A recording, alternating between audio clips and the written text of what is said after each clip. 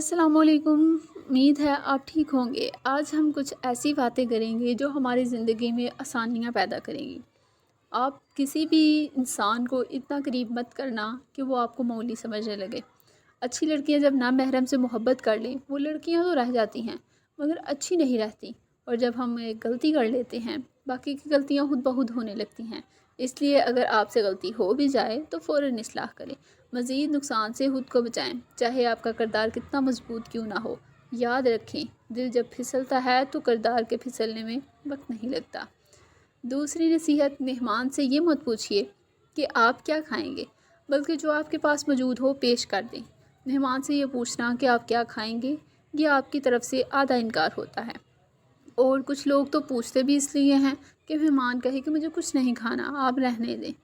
تیسری نصیحت، ہر دروازے کی کنجی ہوتی ہے، اور لوگوں کے دلوں کی کنجی یہ ہے کہ آپ ان کی طبیعت سے واقف ہو جائیں، تو آپ لوگوں کی مشکلات حل کرنے میں، ان کے جھگڑے ختم کرنے میں، اور ان سے فائدہ حاصل کرنے میں، ان کے شر سے بچنے میں ماہر ہو جائیں گے۔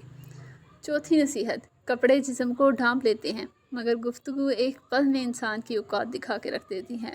پانچویں نصیحت، عورت کو تم خوبصورت کہو، وہ خوبصورت ہوتی چلی جائے گی۔ تم اسے اچھا کہو، وہ اچھی ہوتی چلی جائے گی۔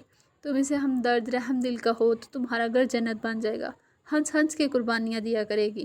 اور اگر تم ایسے ہی اس کی چھوٹی چھوٹی غلطیاں نکالتے رہو گے، اس کے لباس میں سے عیب نکالو گے، اس کے کھانے میں سے، اس کے کاموں میں سے عیب نکالو گے، تو وہ دن بعد دن بدتر سے بدترین ہوتی چلی جائے گی۔ پانچویں نصیحت، طالبہ علم اپنے استاد اور استاد اپنے طالبہ علم کا حوالہ ہے، اور آپ کا استاد ہر وہ ہستی یا شے ہے جس سے آپ نے کوئی سبق سیکھا ہو۔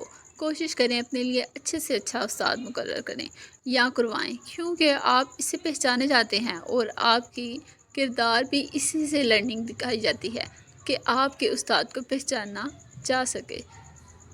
اور سب سے آخری ساتویں نصیحت، سخت رویے بات تو منوا دیتے ہیں مگر دلوں میں فاصلے بڑھ جاتے ہیں۔ جب رہنا ساتھ ہو تو دونوں طرف رویوں میں لچک ہونی چاہیے کہ کچھ منوا لیا جائے اور کچھ مان لیا جائے۔ محبت اسی میں ہوتی ہے۔ یہی مثبت رویہ رشتوں میں تازگی کو برقرار رکھتا ہے، کیونکہ جہاں انا ہو وہاں صرف پچھتاوا اور تلخیاں ہوتی ہیں۔ اپنے اندر نرمی پیدا کیجیے۔ اور سب سے آخری نصیحت، پتھر خاص لوگوں کو ہی لگتے ہیں، خاص چیزوں کو ہی لگتے ہیں، وہ درخت ہو یا انسان۔ پھلوں سے بھرے درخت اور اچھے انسان ہی لوگوں کا نشانہ بنتے ہیں۔ بیکار چیزوں کو تو کوئی بھی نہیں دیکھتا اور نہ ہی کوئی امپورٹنس دیتا ہے۔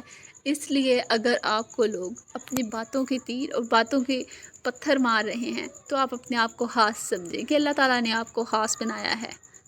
اور اپنا خیال رکھیں۔ اللہ حافظ۔